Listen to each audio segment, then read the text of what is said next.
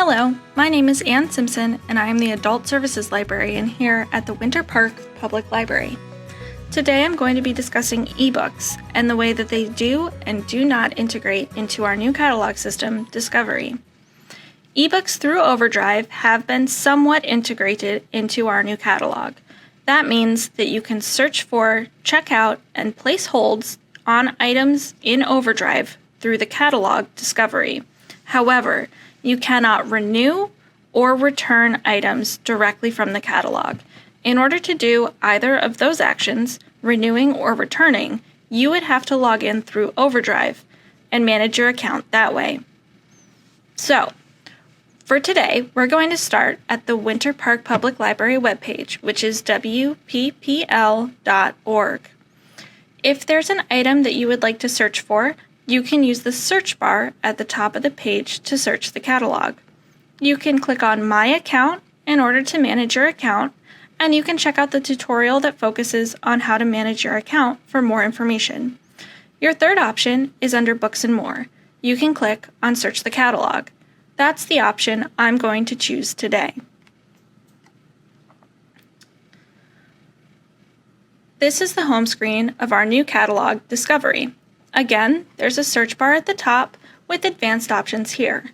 If you would like to know more about searching in Discovery, please check out the tutorial that focuses on that topic.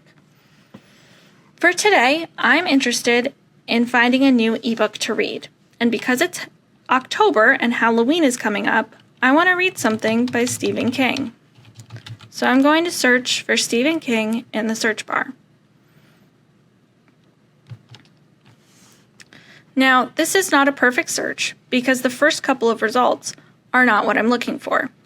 I can limit my search by format using the options on the left. These are going to be listed in terms of most items to fewest items, so if I hit Show More, then ebook will appear as an option. Once I filter by item type or format, ebook, I get much better search results. And I'm interested in reading The Institute because it's new and I haven't read it yet. So I'm going to click on the ebook button here. Again, it says that it's an ebook, so we know that we have the format correct. And we can just click on Download here in order to download the item. I'm already logged into my account, so it'll download automatically. If you are not logged in, you will be prompted to log in before you're able to download an item. I'll show you. If I log out and then search The Institute, and then click on ebook, it's available and I can download it. But I have to sign in first.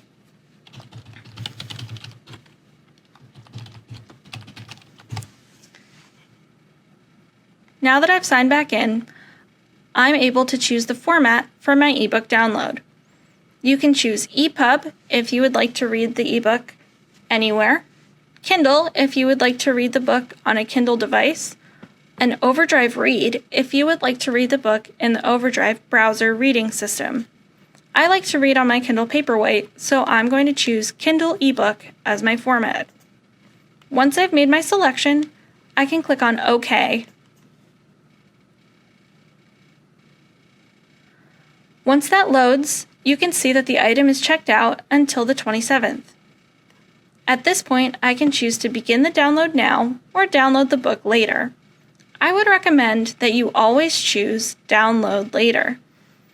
I'm not interested in reading the book directly on my work computer, so if I click on Begin Download, it will download the item directly to this device.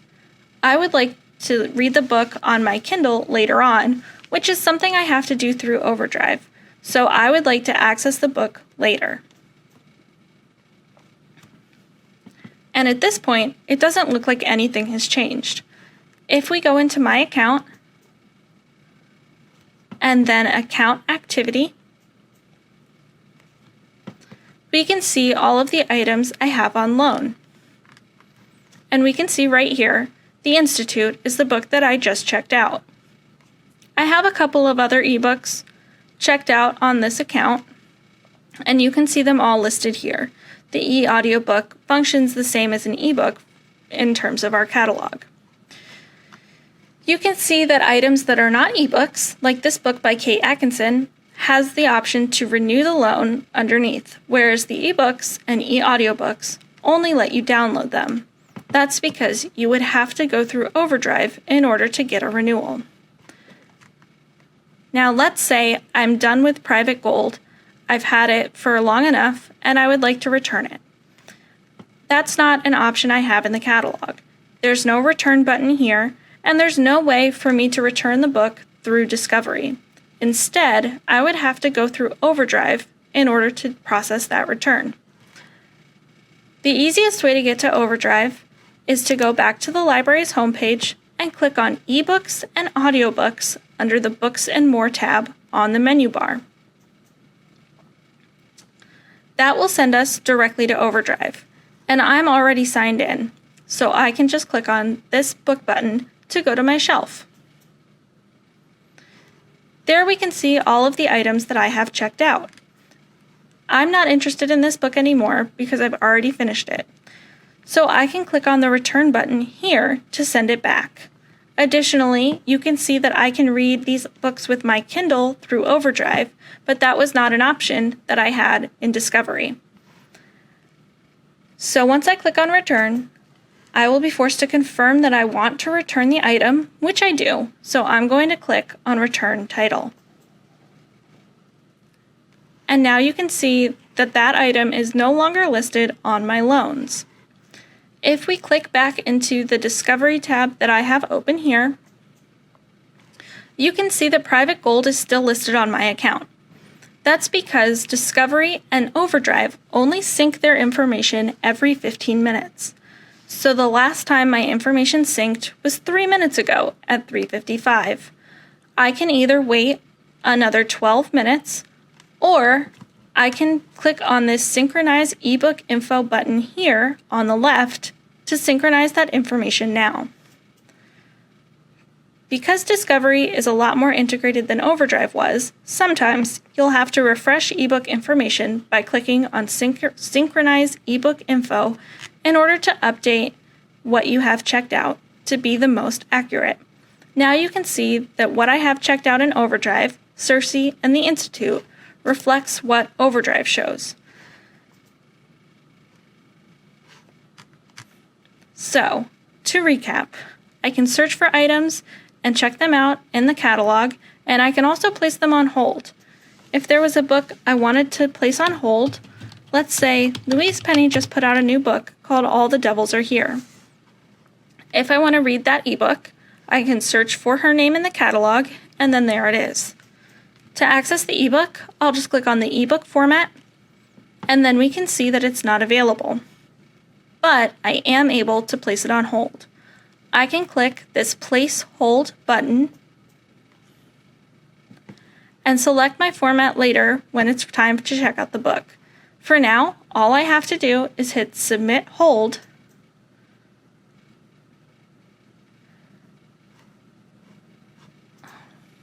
and I already have that book on hold, so it won't let me place two holds on the same item. We can double check that by going back to Overdrive and checking my hold shelf where the book is here.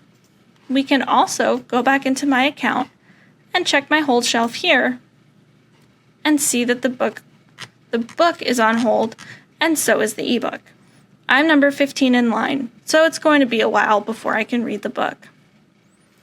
You can also see that the only option I have to manage my holds in Discovery is to cancel the hold. However, in Overdrive, I can suspend the hold, remove or cancel it, and edit the email that they're going to send my hold notices to. So sometimes Overdrive has more robust features than our catalog system does, which makes sense. Overdrive is selling a service, which is their whole platform for accessing ebooks at the library. If they let us integrate every function that they are capable of into our catalog, then that devalues their service. So for now, there are some things that the catalog can do and some things that it still can't.